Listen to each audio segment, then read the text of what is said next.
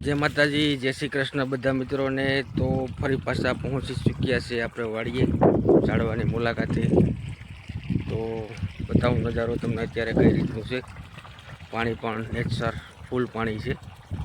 तो मोटर पण आपणे चालू कर दीधी छे। बताऊँ नजारो कई रीतनो छे।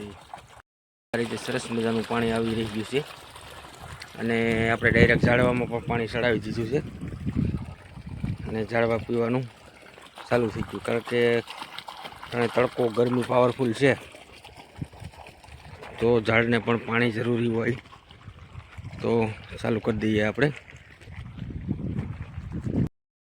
तो आपणे आंबा में पानी वारी सूक्यो है अने खाली मित्रों हूँ हमणां 2-5 दी पहला आव्यो तो त्यारे खाली पानी पायुं हतुं। तो आंबा में કેટલી कोरामण वरी जो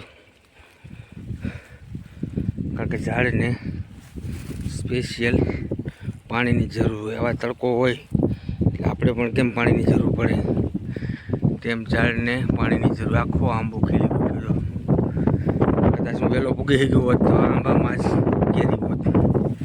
કંઈ વાંધો નહીં, થવાનું તો થઈ ગયું। મિત્રો સરસ મજાનું મીઠું અને મધુરું આ પાણી છે। પાણી આપણે પીએ તો એકદમ નાળિયેરનું પાણી પીતા હોય ને મસ્ત મજાનું ભગવાનની દયાથી પાણી છે। तो आपणो बगीचो पी रह्यो छे अने हूँ थोड़ी वार अहीं छाया बैठो तो कारण के तड़को गजब तड़को छे। आ मारुं सुकनનું झाड़ वांसનું થોડું સુકાઈ ગયું છે અત્યારે તો કારણ કે આગળના વિડીયો મેં તમને કીધું હતું કે હમણાં હું પહોંચી નથી શક્યો એટલે પાણી વગર બિચારું સુકાઈ ગયું। હવે પાછું આપણે લાઈટમાં લઈ લઈશું અને હવે આપણે ફ્રીજ છે એટલું બધું કંઈ કામ નથી।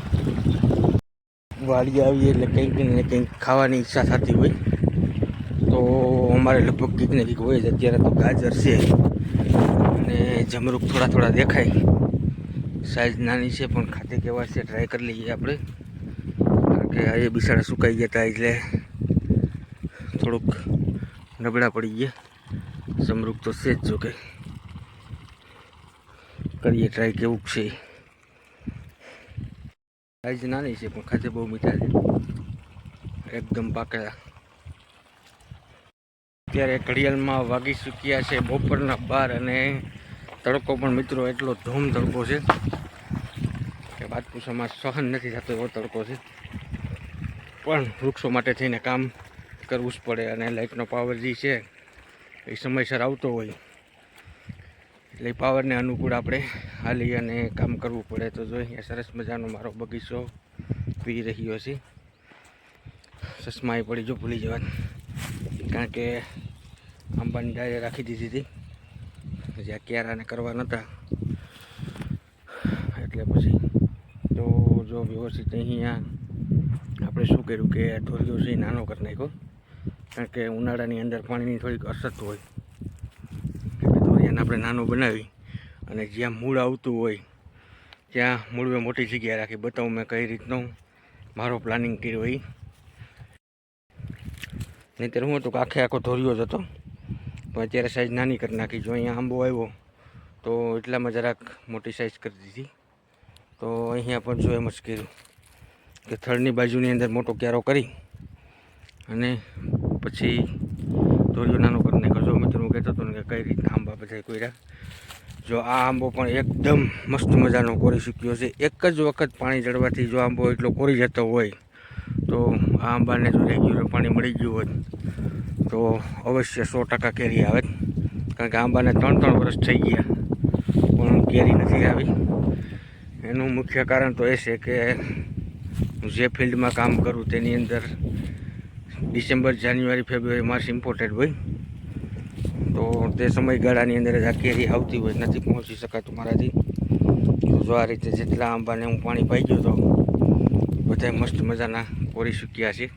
हवे तो एप्रिल महीनो हाले एटले वांधो नहीं आवे।